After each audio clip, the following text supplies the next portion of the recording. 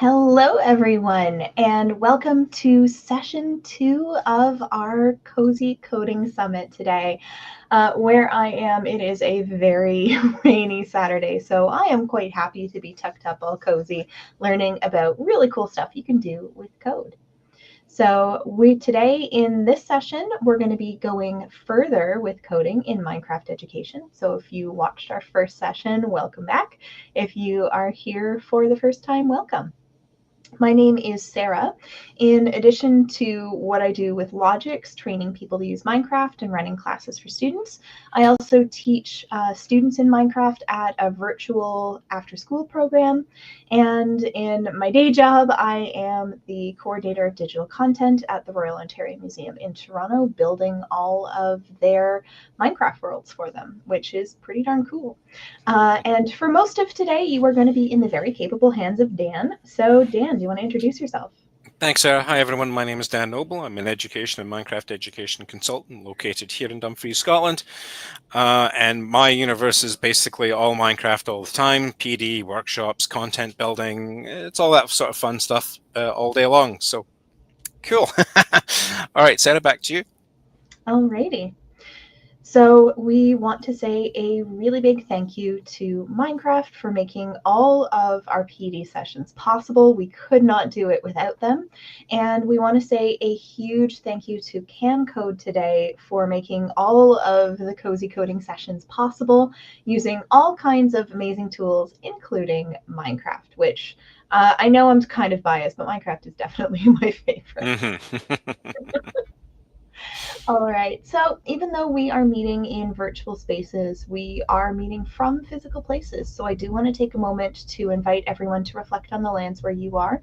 And I would like to take a moment to acknowledge and pay respect to the fact that I'm presenting today from the ancestral lands of the Wendat, the Haudenosaunee, and the Anishinaabe, which includes the Mississaugas of the Credit First Nation, on whose treaty lands I am so fortunate to be able to live and work today. So we would like to know a little bit about you. Let us know in the chat if you have introduced coding into your classroom before and what kind of coding platforms did you use. So you can go ahead and put that into the chat. And while you are doing that, while you are letting us know what you have used for coding in your classroom, we'd also really like to know what your level of Minecraft experience is, because that can kind of guide the discussion a little bit. So you can go ahead and put that into the chat as well. So just a reminder, you're letting us know if you've done coding with your class and what you used, and what your level of Minecraft experience is. And then 0 would be, what is Minecraft? Why am I here? And then 5 would be like, I am an expert. I could be leading this session. And Dan, where would you put yourself on this list? I am permanently in at 4.5 because as I've learned over the years, Minecraft is a journey, and it is one that doesn't end. You're always learning new things, either from students or other people that you work alongside, like yourself, Sarah. I'm sure you've taught me many, many things over the years about Minecraft that I did not know. Vice versa, yeah. And that's the great thing about this community, is that we are constantly learning and leveling up and teaching other new things, and then passing that on to students, and then learning from students, and then passing that backwards. So it's really, really great. But yeah, because there's always something new, I'm just locked in at 4.5. Yourself, Sarah? I would say about exactly the same. I used to think I know a ton about Minecraft, and then I started learning about all the other things you can do. And that's one of the things that I love so much about Minecraft. There's a very low bar to entry. I have, kindergarten grade 1 students using Minecraft just fine.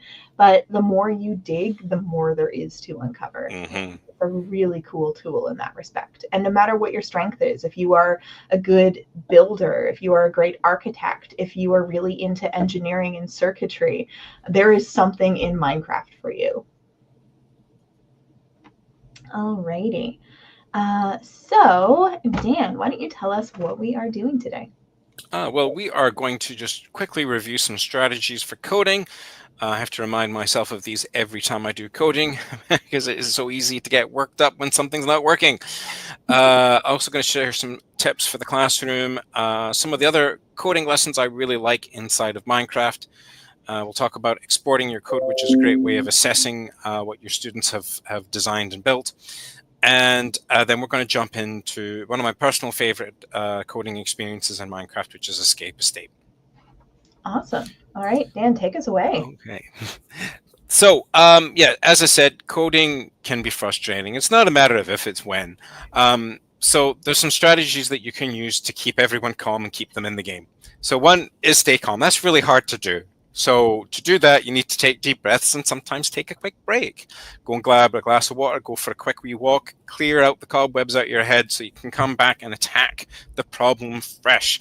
I know it's not always possible, but I say sleep on it, which doesn't work in the classroom where you have an hour-long coding activity. But if your coding activity spans a week or more, yeah, you'll find that if your students have a good break, good sleep, next day when they come back in, they'll be able to look at their problems and debug things a lot quicker and easier, just having been able to sleep on it and let the brain do its magic. I always encourage people to ask for help because we all have different specialties and things that we're good at. And typically, with most people, group of people, you'll have some people that are better at one thing than another. And if we all help each other and share, we all get stronger and improve our capabilities by doing so. One really important one, especially in Minecraft, is to use pseudocoding. So it's not actually writing down the code itself onto a piece of paper. It's using a pad of paper to tell, basically write down what you're planning to do with the coding. So I'm moving my agent forward 3, up to left 1, that sort of thing, just so that you can cross-compare that later to help debug if you run into problems. So it is very helpful that way. And test your code in smaller chunks. If you were in our session earlier, you will have noted that we went through a number of coding activities and we were breaking them up into smaller chunks so that you weren't really overwhelmed with errors at the end that you had to problem solve. Just had 1 or 2 here or there as you went through it. And then again, have friends or team members check your code because it's very easy to make mistakes, as we did in my last one where I ended up doing an extra step. It didn't really affect the end result, which is sometimes the case with coding. You may make a lot of errors that sort of cancel each other out or don't have an effect, and it still runs, and that's okay. But it's nice if somebody can look at your code like Sarah and go, oh, you've done this in extra time. You've missed this little dot here. It's just as humans, even if I look over that 50 times, I will miss that. Somebody looking at it fresh will spot it right away, and it's always nice to have cleaner, efficient code. So some tips for the classroom. Most of these multiplayer experiences, most of these coding experiences are not multiplayer. It's one of the first questions that we get from students and educators is, can I dump a bunch of students into one coding experience? And the answer to that is typically no, because most of these experiences have been specifically designed for one person. If you have more than one person in there, using my technical jargon here, it will barf and it will not be good. So just have one person, particularly with something like Escape Estate, one person in it. The beginner code tutorial, you could probably get multiple people in that one. But generally for coding experiences, again, I suggest just having one student per session. But if you are doing multiplayer experiences in Minecraft, one of the first things that we generally suggest is to create a class charter. And it's not only just good for the multiplayer experience, it's great for individual as well. As long as there's any kind of collaboration going on at any level, it's good to have a class charter and set those expectations. So, things like staying on task or asking for help or helping others. Big one is no griefing. And if you're not familiar with term griefing, it's that sort of behavior where somebody goes around and likes to break things that somebody put a lot of time and effort into. Be positive, be persistent, and own up to mistakes. And you might also want to include things like consequences, like getting a warning or being required to log off Minecraft for a day or a week or whatever. Also, which is helpful, identify your Minecraft experts in the classroom, because these are the ones that can take on leadership roles and help level everyone up, because they're the ones that know all the wee tricks and things like that. And they're often very, very excited to help and share their knowledge. As I've noted, it's usually the quietest in the classroom that have the most Minecraft experience. They may not volunteer often in other activities, but as soon as you throw them into Minecraft, they are all over that. So it's a good opportunity for them. But also identify the specific expert skills, because you'll have, I think as Sarah's mentioned before, people that are better at like circuit designs with redstone or command blocks or engineering or building or aesthetics and things like that. Like everyone has a different skill set. So it's good to know who that landscape artist in the classroom is, or who the pixel artist in the classroom is, because then you can use them as that expert for any of those particular activities.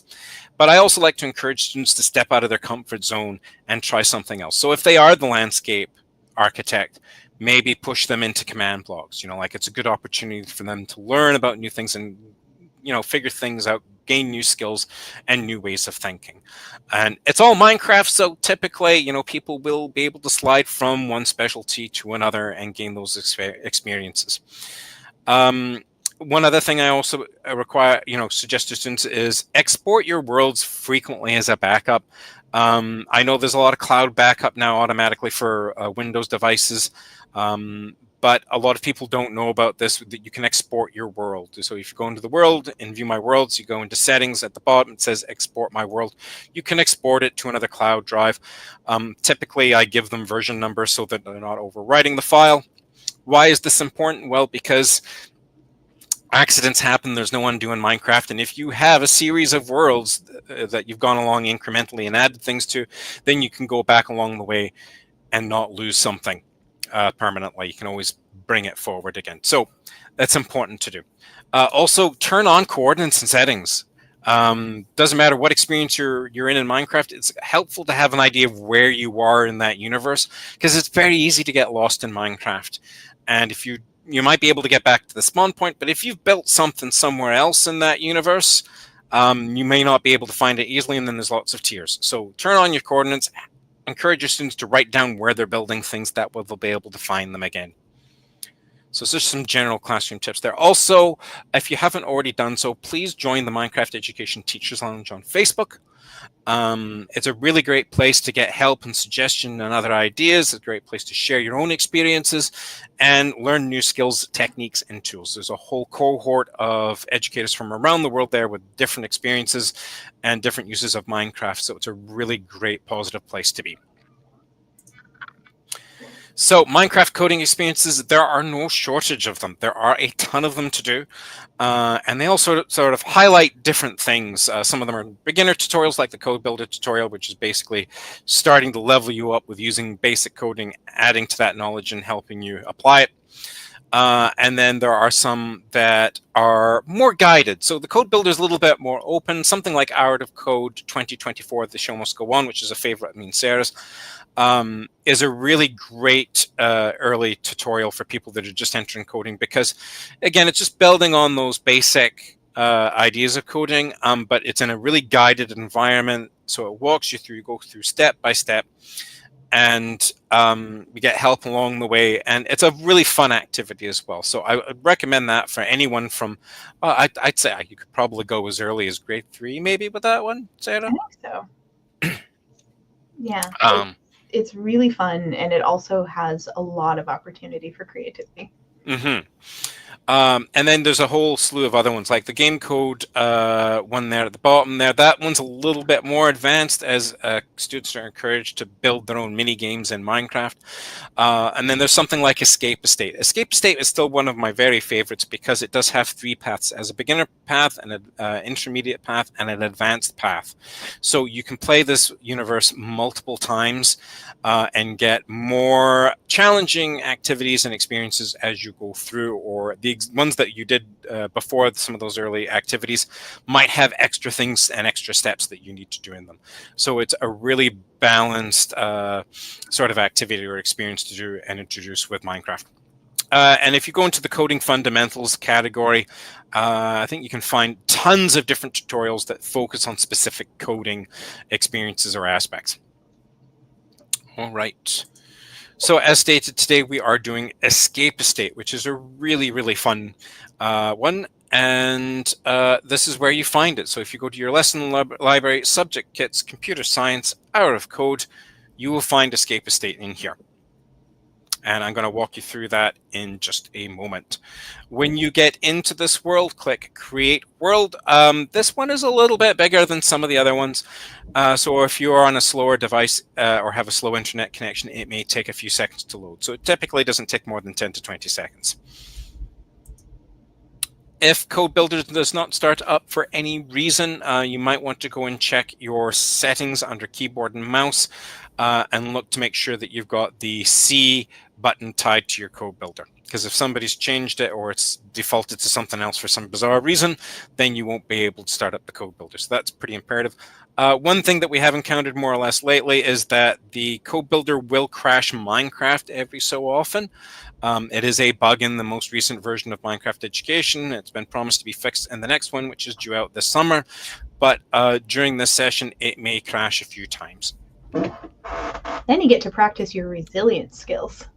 Yes. All right. So let's jump over to Minecraft now. So just give me a second to bring that up here.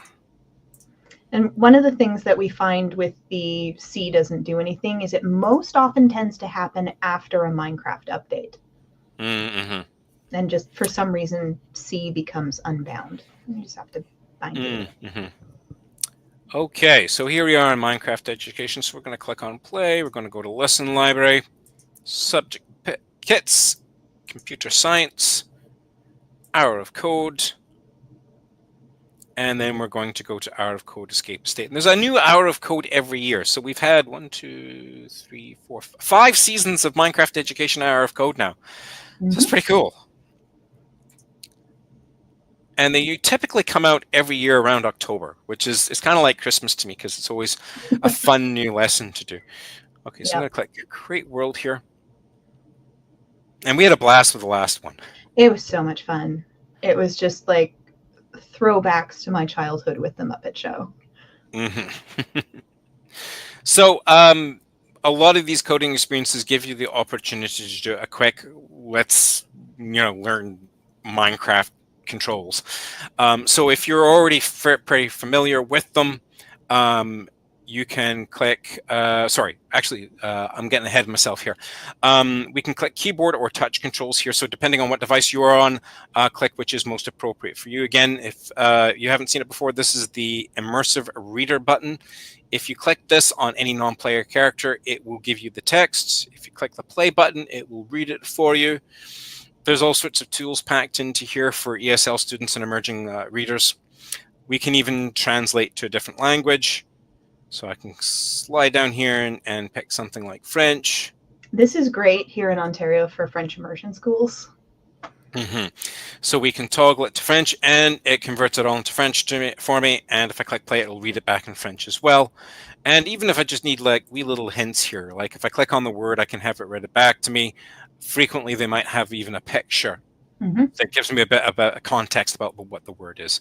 If I want to get out of Immersive Reader, I can just click the exit button here. All right, so I'm going to click keyboard because I am on a laptop.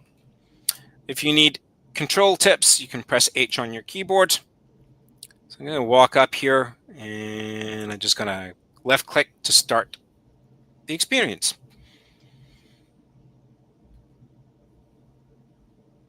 I love these little animations. Mm-hmm.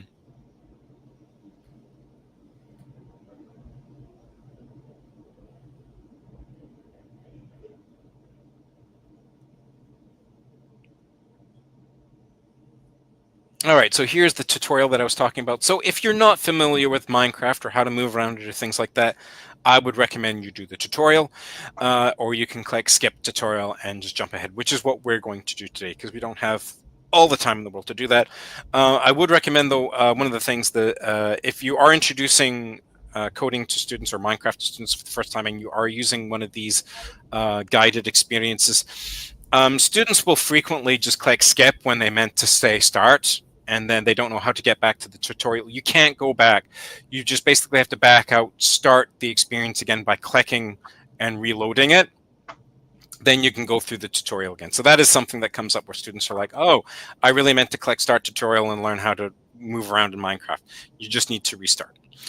Okay, so I'm going to skip here and skip again. All right, so this is Dr. Brakowski. And do you think you have what it takes to escape the mansion? So this is an escape estate. It is an escape room. Sarah, have you done an escape room before? I have not done an in-person escape room, but at this point I have done a lot of Minecraft ones. My students are big fans. I've done quite a few in-person ones.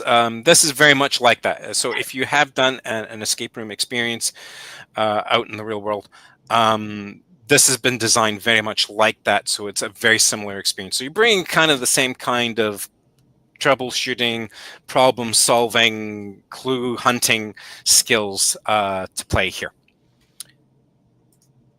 We actually have quite a few in our area here in Scotland. It's a castle that you can go into, and they've got like 4 or 5 different experiences.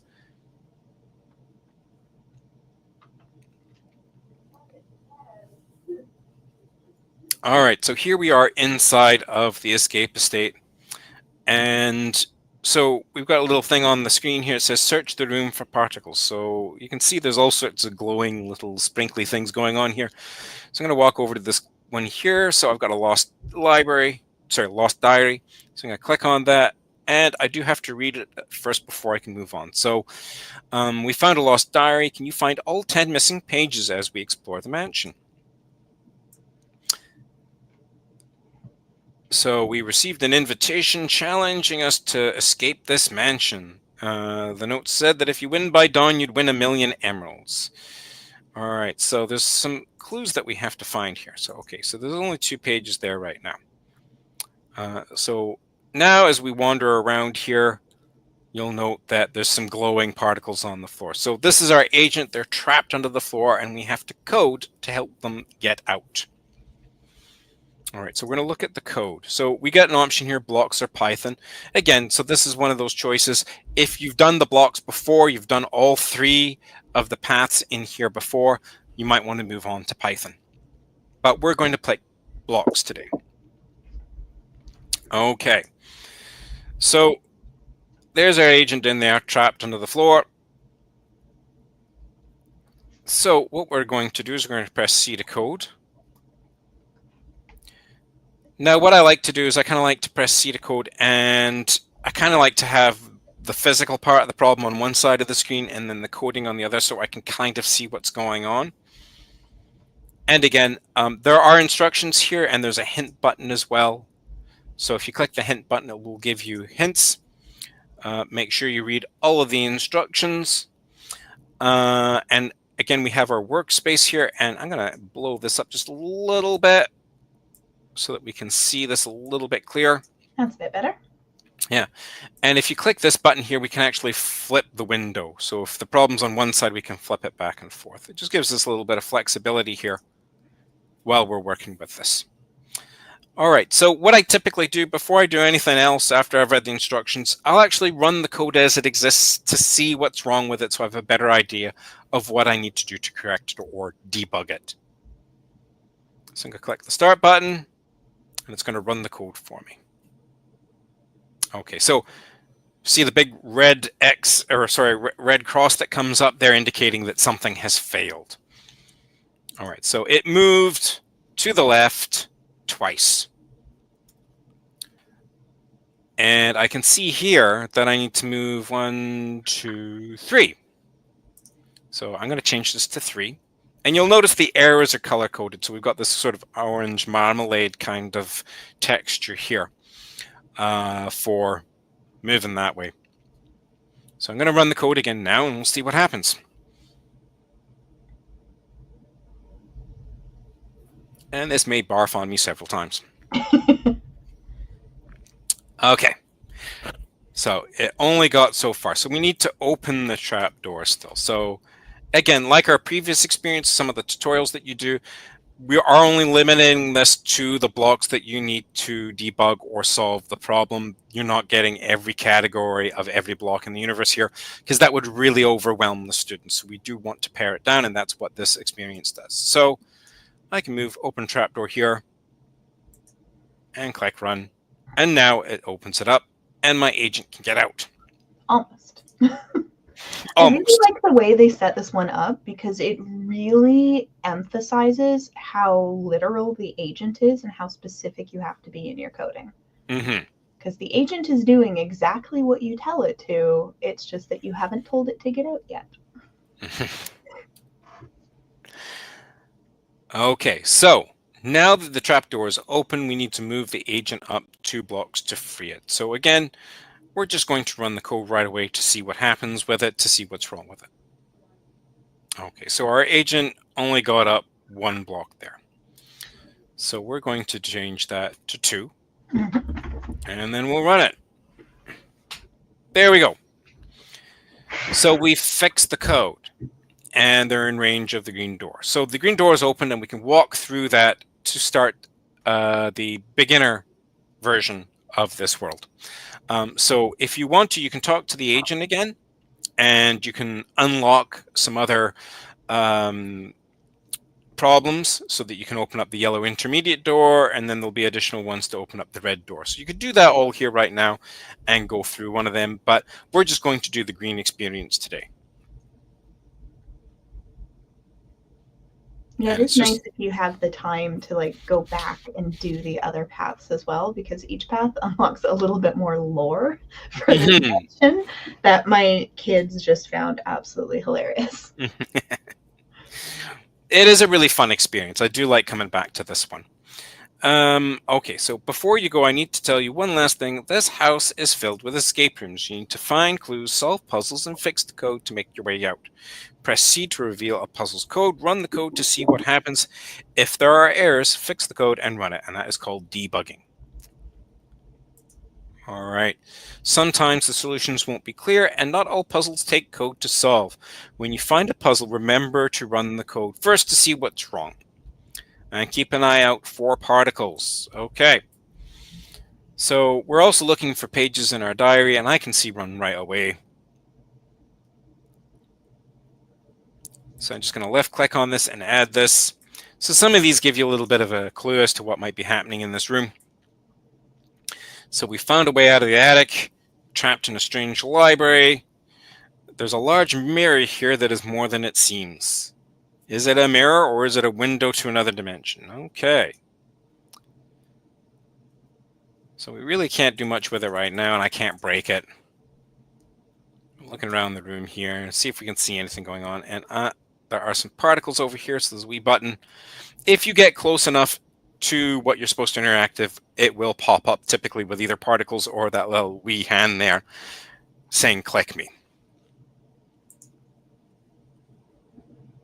All right. So we've got a puzzle here, and we just need to click C to code. So again, I can kind of sort of shift it over here to one side of the screen. Move the clay ball to the gold block. Interact with the light bulb if you need help. Try running the default code. And can we fix it? Okay, so let's see. So the clay ball is going to move up and move left and move down. So it needs to go to the gold one, and it's moving to the red pad right now. So we're just going to come here. So it moved up by 3, which is fine. It moved left, which was wrong. So we need to move right. And then it moves down by 3. So that should be the only thing that we need to do here. That was a fairly easy one to start with. All right, now we're looking around the room, and we'll see if anything has changed. Sarah, can you see anything that has changed in this room? I see that there's a mirror on the wall. Oh, right, before it was black, and now it shows a reflection of the room. If you notice, if you look closely at the reflection of the room, there are some differences. So one difference that I can see is that there are 5 pumpkins on this side, and here there are only 3 pumpkins, or jack-o'-lanterns, I guess, above the fireplace on this side. Also, on this side, there are some lanterns lit up in a different way. So here it looks like there's 2 lit up, and the middle one is off. So I'm going to turn that one on, that one off, that one on. Okay, so now we've got our cursor block here. So my guess is that we're going to have to make those 5 jack-o'-lanterns the same over here. Looks like. Okay, so I love the particle effects. Mm-hmm. Okay, so the pumpkins above the fireplace and the mirror are different somehow than the ones in this room. Make them match. Okay, so we're going to run the code as usual to see where it fails. Okay, so it's placing pumpkins as it goes along. In this case, it's only placed 3. So we need to place 5. All right, so let's press C to code. So right away, it's moving before it's even placed one. So it needs to place one right away. And then move by 1, place 2, 3, 4. I think we just need 1. Yeah, we just need to actually put 2 place jack-o'-lanterns in it, and that should sort it. This Let's is, try I think, the other reason why this is one of my favorite worlds, because it does really well having broken code that you have to fix. And when students are coding something in any lesson, oftentimes they're not making code from scratch. They're taking other code and modifying it. So this really kind of starts to train that, like, okay, what is it actually doing and what do I need to change to get it to do what I want? Mm-hmm.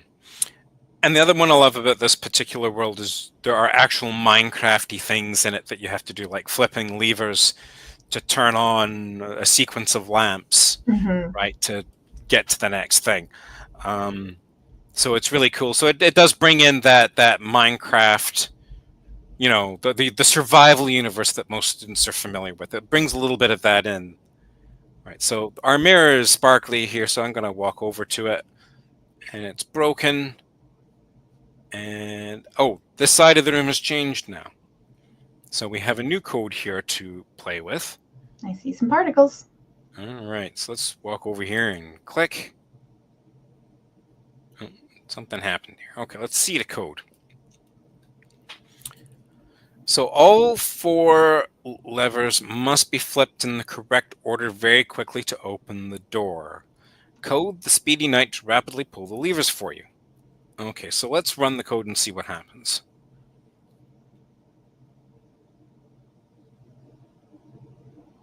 So it's in the wrong order right now. But there's a couple of clues as to what the right order is. And one of them is the lights will flash for the correct order.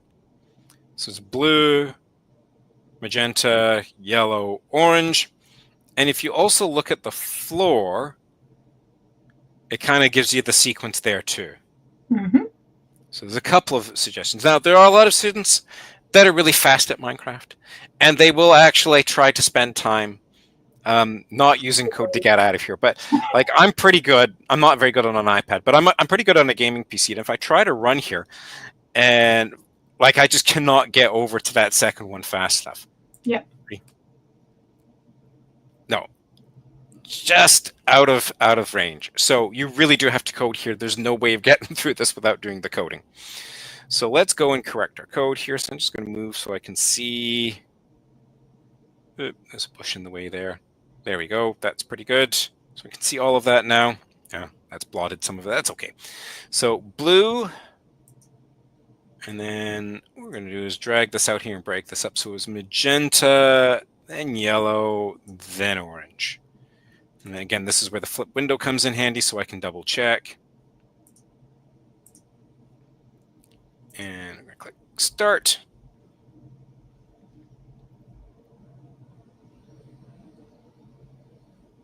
All right, cleared the room.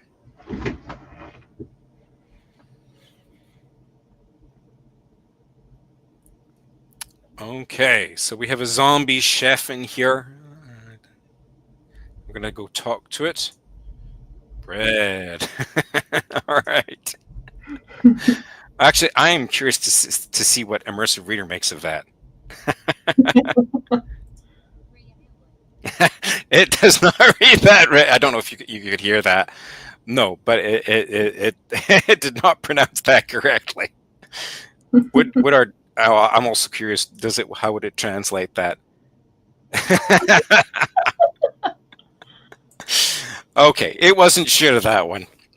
Okay, so I guess we're making bread here today. What's going on over here? Oh, we should look for a journal. See if we can find the journal. Can't remember where it was in here. Oh, there it is. Okay, so today I stumbled on a large dining area. A frightening creature from the kitchen. Dare I help this ghoulish cook? All right, let's see. So I guess we have to make bread. So we're going to seed a code. Some interesting things going on here. Oh, well, it looks like there's a clue here. So 1, 2, 3, 4. So we've got wheat, looks like a grinder, and then an oven at the end. All right, we'll see how that works. Zombie Chef needs help making bread. Use the code blocks to create a recipe. And that's the thing, that's what code is, right? It's a recipe. It's just typically doesn't involve food. So we're going to code the blocks, and this example is broken. So we've got harvest wheat, make dough, bake into bread, mill wheat. So that is out of order. So if I run this, let's see what will happen. Thinking about it. There it goes. Oh, he's got the wheat. Yeah, that's not working out for him. Yep. Can't make so dough. that. All right. So let's go change that. So harvest wheat, and then mill wheat, make dough, bake into bread. That'll work. That's better.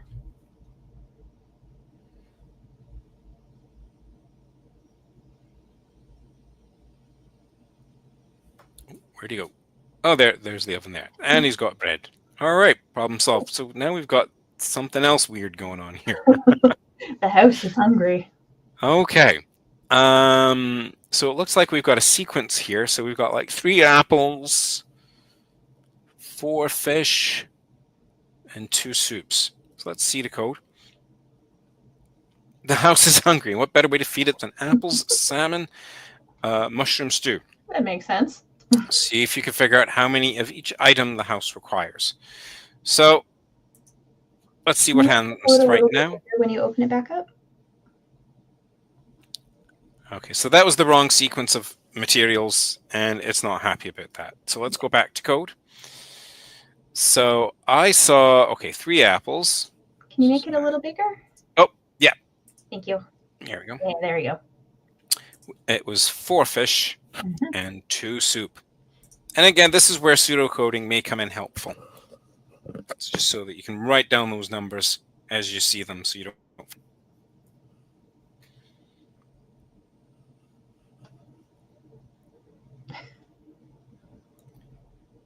Well, it hasn't completely barfed yet. Nope.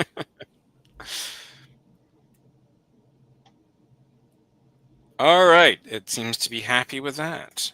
All right, so now we're going over to this table here. We have some rather unsavory characters here. Having a dinner party. Not sure I'd want to eat that fish. That does not look very nice at all. All right. Okay, so this is the skeleton wants the bones. I think this is our clue. The creeper wants the green, whatever that is. The zombie wants the rotten flesh, and I don't. Well, the wither skeleton wants a witherfish. Is that what that is? A witherfish? Is there actually witherfish? No. No. All right. I want witherfish. Why have they not added that? Hey, we wither roses. Why not witherfish? Yeah. It would be kind of cool to go fishing in the nether in the lava and pull up fish. Okay. So they've all got the wrong food here, so we have to figure out how to, I think, change the trays. So let's look at our code. The zombie chef gave everyone the wrong meal. Okay. So we found the menu. Just need to fix the code. So let's swap sides and run the code and see how it goes. Okay. Seed code. So those sides work, but then there's a third side that doesn't. So I think we need to swap yellow as well. So it'll run those in sequence. So let's see how that works. All right, there we go. Hey. And everyone's happy. And because this is a guided experience and this is a safe experience, these are hostile entities, but they won't actually attack you in this experience. You don't have to be worried about that. Yep. All right, and we're moving on to the next room. So I think we've only got about 15 minutes left, something like that. Okay. But we are in the final room, So this is the final room of the beginner experience. All right, so we've got some glowy things happening on either side here. Oh, there's the diary page. Let's read that. The large door in this foyer looks like it could lead out of the mansion. But how does one open it? Okay, could this chessboard unlock the door? Okay, let's have a look-see.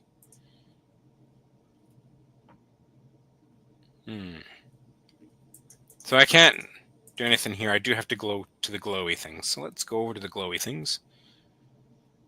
All right, so, there's a queen up here. So, again, a lot of students will probably try to jump up there, but you're not going to be able to do it. Let's push the button. All right, so we've got our cursor. All right, so what do we need to do? We need to press C to code and find out our instructions. All right, there seems to be something at the top of the bookcase. See if you can create a way to get up there. So it's going to place blocks for us that we can jump along. So let's run it now and see what happens.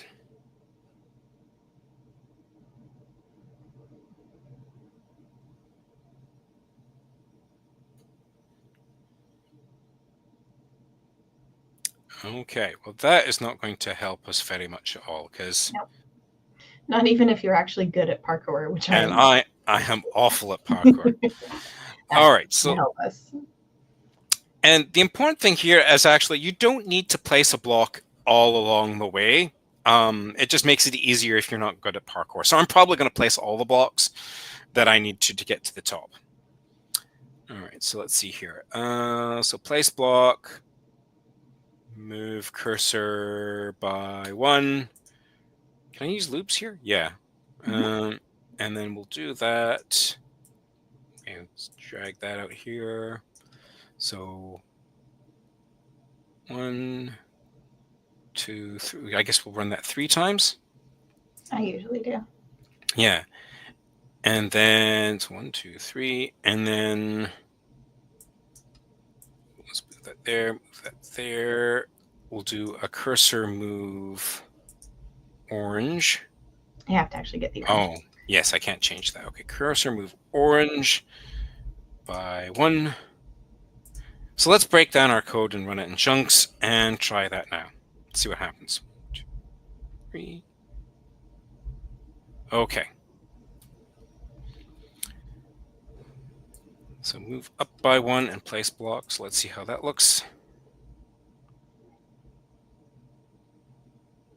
Okay, good. All right, so let's go back to the code. And then move over by 1, place block.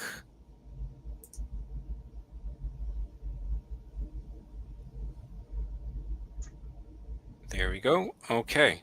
And then just need to do that again. Move up by 1, place block. Let's try running that.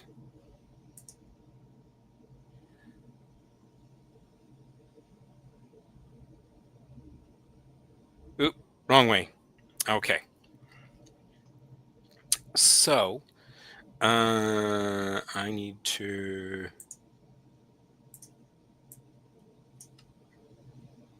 try that. You could probably, those 4 blocks, you could probably just loop them.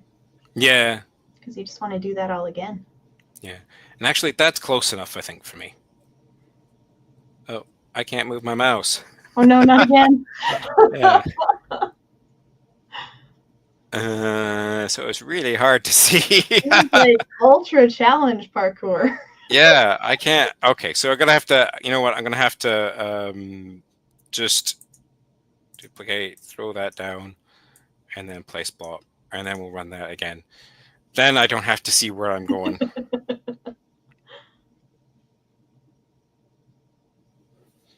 All right, there we go. Oh, now I can finally move. Okay. All right. We got it. Well done. Oh, and I got a cake. Queen's birthday is May the 4th. Star Wars Day. Oh, and I cannot eat the cake. Okay.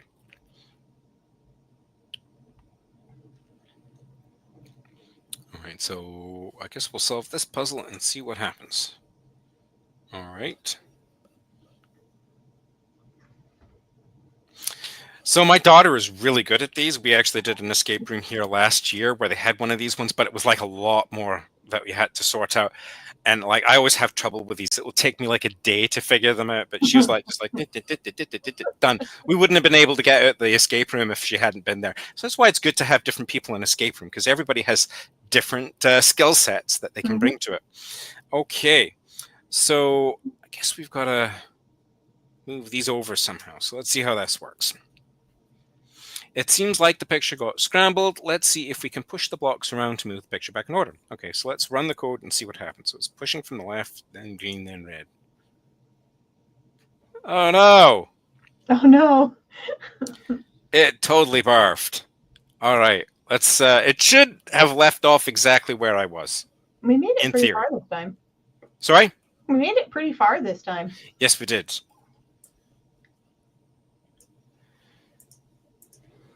So if you go into View My Worlds and go to Hour of Code, there it is. So hopefully we're still at the same place where we were. Okay, we are. Good. Excellent. Okay. So let's press C to code. Running code. Okay. So I think yellow is okay. Yeah, the first one was correct, and then green undid it. So I think then we've got to do blue. Let's run that and see what happens. Oh, okay. So we don't need to do the red then. Extra step we don't need. Okay, let's run that now. Oh, okay, good. All right, so there's our king. Oh, all right. So there's the king's birthday, and again, we can't eat the cake. The king's birthday is April Fool's Day, and the queen's birthday is Star Wars Day. Okay. All right, so we've got to move these pieces around. Again, I can't shove them. I've got to code them. All right, so let's see here. All right, so we've freed the king and the queen, but the door still isn't opening. The pieces must be in the wrong places. Move them into the correct places so you can finally escape this place. All right, so let's see what happens.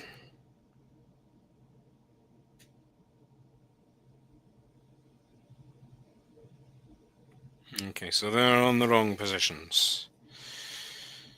Okay. So let's go move the queen to May 4th. So they only need to move one up.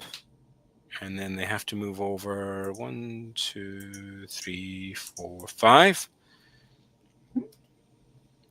So move the queen up by 1 and over by 5. And the king is April 1st. So they've got to move up 1, 2, 3, 4. Okay, so up by 4. And then blue by 1. So that should work.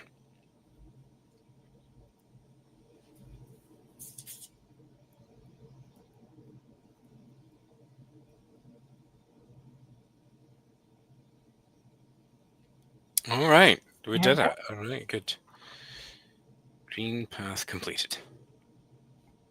Oh, and there's the door.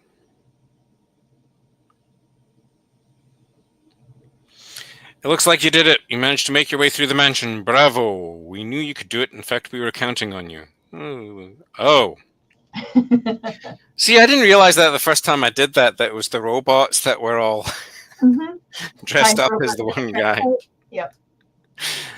You can see this place is more than a mansion. It's an interdimensional prison, one that we could not escape, but we knew you'd figure it out. So the time agents are back. Now you're the one who's going to be stuck in the mansion forever. Enjoy your new home. Okay. And is that a hologram or something? Yep. So that is, I do Timecraft a lot. That is Mhm. our hologram from Timecraft. So this is like a part 2. Yep. I think I've only done the Timecraft one once. Yes. Depending on your ending in Timecraft, the time agents are the culprits, and it's everything from they were accidentally switched to evil to if you don't get all of the guesses right, they actually steal the time pod at the end. Okay. Yeah. So not so I love the fast. time agents. I'm gonna have to play that one again. You're not going anywhere. I'm giving you troublemakers a timeout. Okay, you can't stop us. Oh, there. All right, so the portal leads to the time orb, which you can use to escape. The only way to stop the time orb is by using the chrono cannons. Okay, it won't take long to charge up. Okay, so we've got to go. All right, so I guess this is our time orb.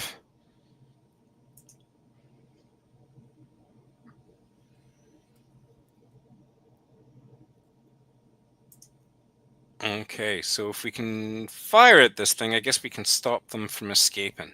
Mm-hmm. All right, so let's press C to code. Each cannon has its own beam color. Activate the cannons in the same order as the colored rings surrounding the orb. Okay. Let's see what happens right now.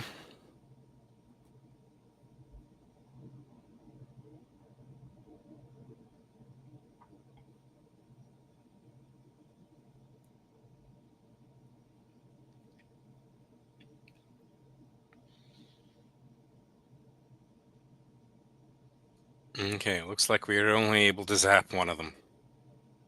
Oh, no, we got 2. Okay, but there's 3 more. Yep.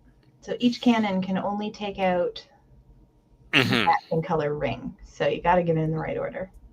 Okay, so I think it looks like blue. It is a bit tricky to see because they are rotating around so quickly. Mm-hmm. Blue, green, yellow, pink. Try that. Come on, you can do it. Don't crash.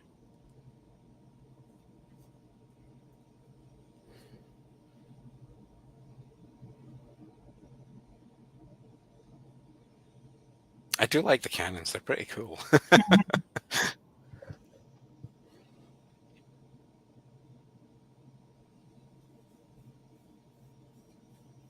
All right.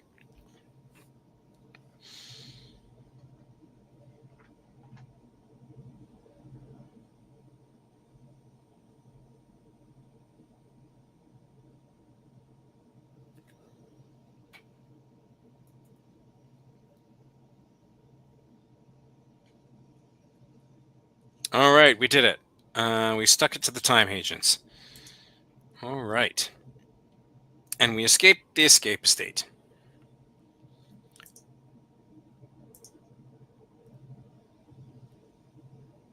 I guess that's the actual Dr. Bukowski? Yep. Yes. The real Dodge Bukowski. We don't get the 1 million emeralds. We get a cookie. All right. So yeah, kids, I think, will find this particularly enjoyable but challenging. And the green path, it does, take a bit with some of those escape ideologies to kind of figure your way through, but it's not super hard, I think. And the intermediate level and the red level are much more challenging. We can go back in again. It just starts us over, and we get the opportunity to go back and start at that beginning again and open up those other doors. Mm-hmm. So typically, I mean, you can probably get through the green one in the space of about 40 minutes. So this is probably one that I would do over 2 or 3 days if I was doing all of the paths. I think if we just skip here and go through, why is it doing that? I don't want that. The green door should still be open in here, and the yellow and red door should be waiting for me. Mm-hmm.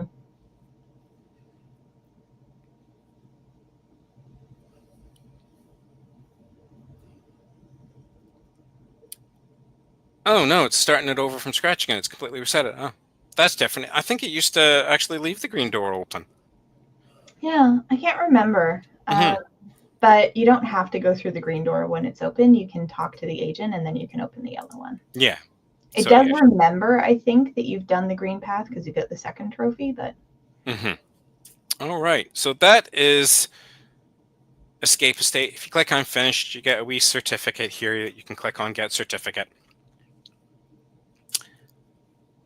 So we're just going to jump back now. So unfortunately, the one thing about this particular experience and a lot of these guided ones is you can't export your code from them at any point. You can't review any of that code. It is a step-by-step sort of experience. You just go through it.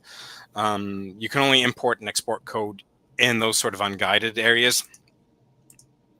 But thank you very much for joining us. I guess we're done about 5 minutes early, so we're going to give you back just a little bit of your time today. So thank you for joining us. We've got some additional resources here. Both Sarah and I have YouTube channels where we do all sorts of fun Minecraft content for educators and students. So do make sure you go out and check those. And thanks for joining us again today. thanks so much.